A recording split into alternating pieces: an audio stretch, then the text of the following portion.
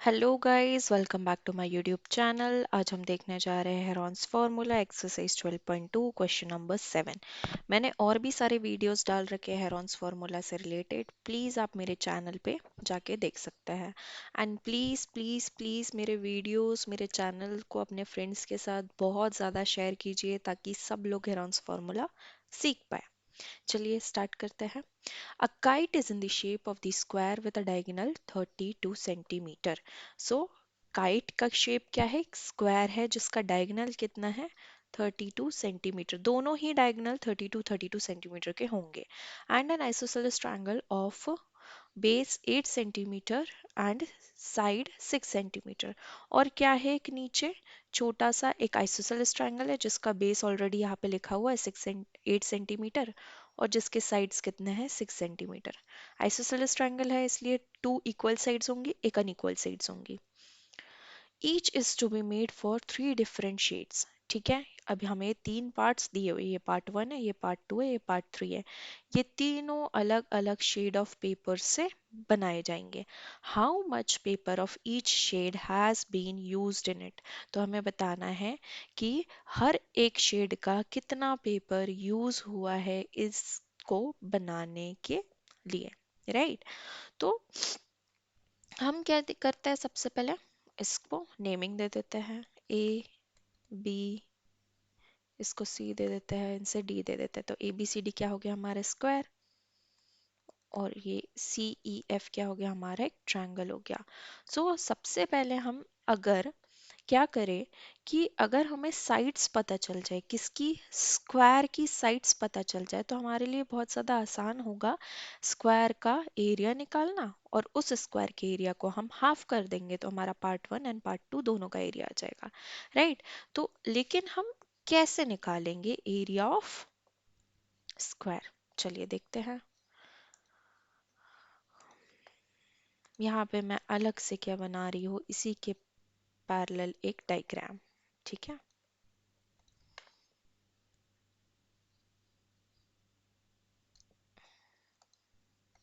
यहाँ पे बहुत कंजस्टेड हो जाएगा, इसलिए मैं यहाँ पे थोड़ा अच्छे से बना रही हूँ। ये हो गया मेरा A B C and D. ठीक है, आपको पता है कि डी से लेके, सॉरी, हाँ, डी से लेके बी तक का मेजर कितना है, 32 सेंटीमीटर। एंड स्क्वायर की एक प्रॉपर्टी होती है क्योंकि उसके डायगोनल्स आपस में क्या करते हैं, उसे बाइसेक्ट करते हैं। राइट, सो मैं यहाँ ना लिख के मैं इसको ऐसे लिख देती हूँ कि हम स्टार्टिंग से लिखते हैं A B C D is a square and C E F is a triangle. ठीक है, अब in square A B C D, अब A B C D square में D B equal to A C equal to कितना है, 32 centimetre. ठीक है, दोनों डायगोनल्स 32, लेकिन हम इस बीच वाले पॉइंट को ओ दे देते हैं। लेकिन हमें क्या चाहिए, एक साइड चाहिए स्क्वायर की, तो हम कैसे निकालेंगे, यहाँ पे देखिए राइट एंगल बन रहा है। स्क्वायर की प्रॉपर्टी होती है कि स्क्वायर के डायगोनल्स 90 डिग्री पे बाइसेक्ट करते हैं। यहाँ मैं लिख देती हूँ the diagonal of square bisects at 90 degree. ठीक है, अब क्योंकि एक बाइसेक्टर का काम करता है तो 32 यहाँ पे 16 हो जाएगा और यहाँ पे भी 16 हो जाएगा, हाफ हाफ में बांट दिया। यहाँ पे भी 16 होगा एंड यहाँ पे भी 16 होगा। बाइसेक्टर का काम ही होता है कि कोई भी लाइन को टू इक्वल हाफ में डिवाइड कर देना। ठीक है, अब देखिए हमारे पास एक ट्रायंगल बन रहा है ए ओ डी।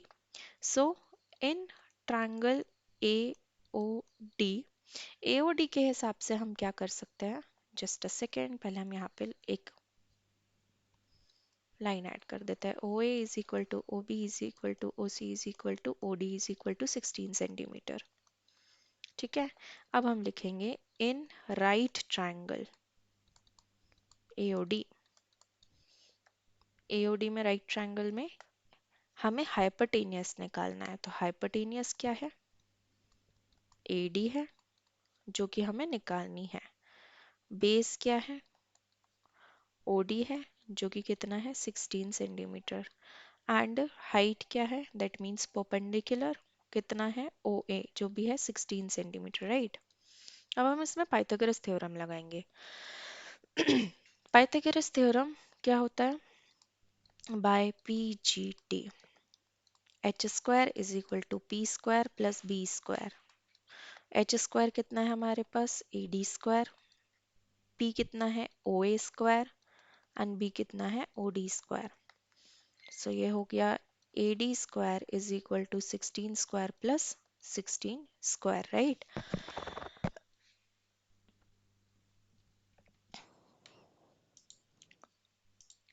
अब 16 का स्क्वायर कितना हो जाएगा? 256। मुझे याद है इसलिए मैं डायरेक्टली लिख लेने जा रही हूँ। आपको नहीं आता है तो आप प्लीज साइड में मल्टीप्लाई करके देख लीजिएगा। 256 plus 256 AD square is equal to 256 plus 256 is 1512, right. अब हम क्या करेंगे? थोड़ा सा यहाँ पे स्मार्ट वर्क करेंगे instead of hard work, right. अब हम क्या करेंगे? हमें पता है कि एरिया ऑफ स्क्वायर क्या होता है? Side multiply side. एंड ऐसी ही एक साइड क्या है हमारे पास? AD, right. सो मैं इसको AD मल्टीप्लाई AD लिख सकती हूँ, बिल्कुल लिख सकते हैं हम, ठीक है। AD multiply AD। हम यहाँ पे एक चीज और ऐड कर देते हैं, इफ यू वांट, कि AD is equal to BC is equal to AB is equal to CD। ये क्या है? स्क्वायर की चारों साइड्स है, जो कि कैसी होती है? इक्वल होती है। तो अगर मैं side multiply side, that means AD multiply AD करती हूँ, या AD मल्टीप्लाई क्या लिख दूँ? BC लिख देती हूँ। तो BC भी तो हमारा किसके इक्वल है? AD के ही इक्वल है। तो मैं BC को किससे स्विच कर देती हूँ? AD मल्टीप्लाई AD लिख देती हूँ। अब AD मल्टीप्लाई AD कितना होता है? AD square. एंड हमारे पास AD स्क्वायर की ऑलरेडी वैल्यू आ गई है, तो हमें ज़बरदस्ती इसको पहले अंडर रूट में कन्वर्ट करने की बिल्कुल भी ज़रूरत नहीं है। हम क्या लिखेंगे directly? Area of square is equal to AD square is equal to 512 centimetre square. अब ये एरिया ऑफ स्क्वायर आ गया है। एरिया ऑफ स्क्वायर किस किस के इक्वल है?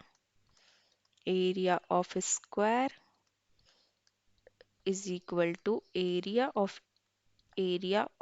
Part one plus area of part two. And part one किसके equal है? Part two. एरिया ऑफ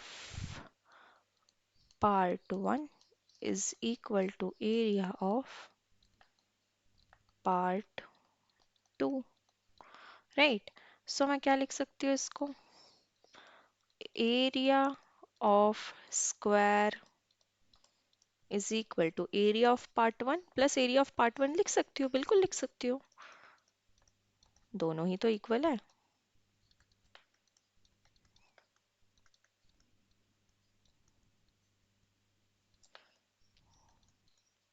तो यहाँ पे 2 टाइम्स पार्ट वन हो गया, तो हम क्या लिखेंगे?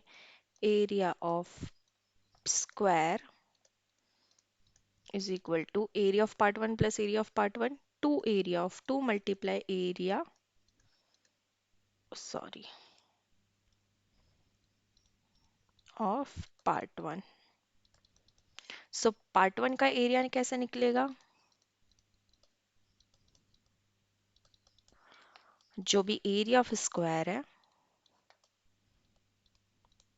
इसके अपॉन में 2 करके।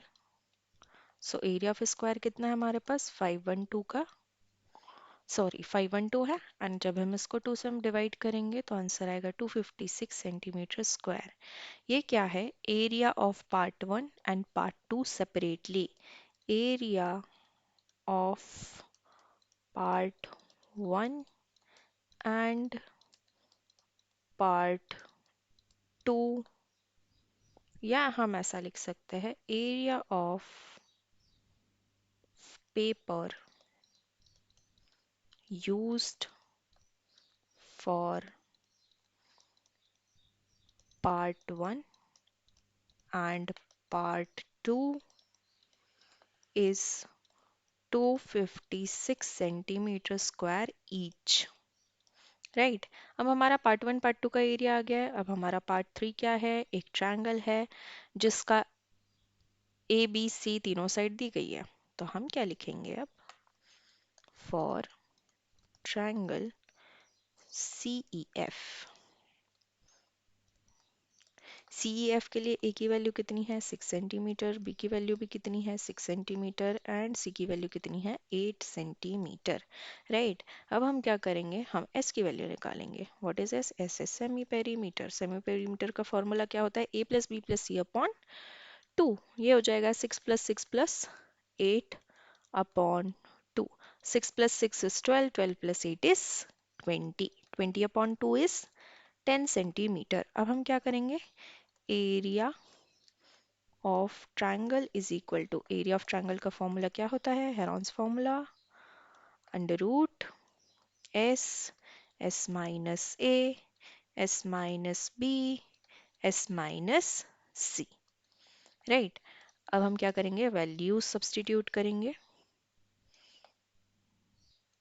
What is S, 10, S minus A 10 minus 6, s minus b 10 minus 6, s minus c 10 minus 8। अब हम क्या करेंगे, सब्ट्रैक्शन। ये हो जाएगा 10 multiply 10 minus 6 4, again 10 minus 6 4, 10 minus 8 is 2। अब मैंने बताया है कि अगर पेयर दिख रहे हैं भैया तो बाहर निकाल लेंगे उसे हम।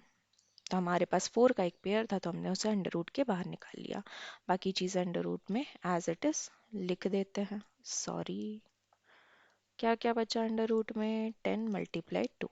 क्या हम 10 को और सिंप्लीफाइड वे में लिख सकते हैं, बिल्कुल लिख सकते हैं, 2 मल्टीप्लाई 5 मल्टीप्लाई 2, बिल्कुल। सो यहाँ पे देखिए 2 का एक और पेयर बन रहा है तो 2 भी बाहर आ गया। ये अंडर रूट कितना हो गया 5 एंड 4 मल्टीप्लाई 2 कितना हो गया 8, 8 रूट 5 सेंटीमीटर स्क्वायर। सो ये क्या है हमारा एरिया ऑफ पार्ट 3। राइट या तो आप इसको इतना ही रहने दे सकते हैं, या तो आप एक और चीज क्या कर सकते हैं कि रूट 5 की वैल्यू निकालिए लॉन्ग डिवीजन मेथड से, उसको फिर 8 में मल्टीप्लाई करिए। बट अननेसेसरीली हम नहीं करेंगे, जब ज़रूरत होगी तभी करेंगे। अभी यहाँ पे हमें इस वैल्यू को किसी में ऐड नहीं करना है तो हम इसको एज इट इज ही रहने देंगे। यहाँ पे एक और लाइन लिख देते हैं, area of paper used for part 3 is 8 root 5 centimetre square. So ये था हमारा क्वेश्चन नंबर 7। होप आपको ये क्वेश्चन समझ में आया होगा। अगर कोई भी डाउट्स या क्वेरीज है तो प्लीज़ कमेंट सेक्शन में लिखिए एंड अगर वीडियो अच्छी लगी है तो please please please like share and subscribe ज़रूर कीजिए।